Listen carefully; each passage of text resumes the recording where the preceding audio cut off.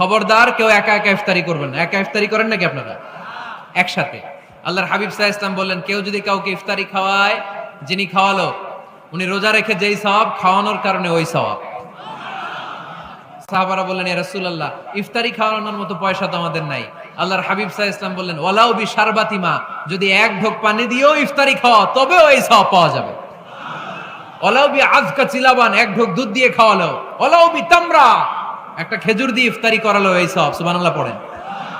দুই ভাই ইফতারি করতে বসছেন, আপনার প্লেট থেকে একটা পেঁয়াজু আপনার ভাইয়ের প্লেটে দিলেন, আপনার ভাই একটা খেজুর আপনার প্লেটে দিল, দুইজন দুইজনের ইফতারি খাওয়ানোর সওয়াব হয়ে গেছে। সুবহানাল্লাহ কইতে পারলেন না? পারবেন? পারবেন সবাই? একসাথে খাবেন না আলাদা? আল্লাহর হাবিব সাল্লাল্লাহু আলাইহি ওয়াসাল্লাম খেতে বসলে কখনো খাবারের বদনাম করতেন না। সহিহ বুখারীর হাদিস, মা আবা রাসূলুল্লাহ সাল্লাল্লাহু আলাইহি ওয়াসাল্লাম তাআমান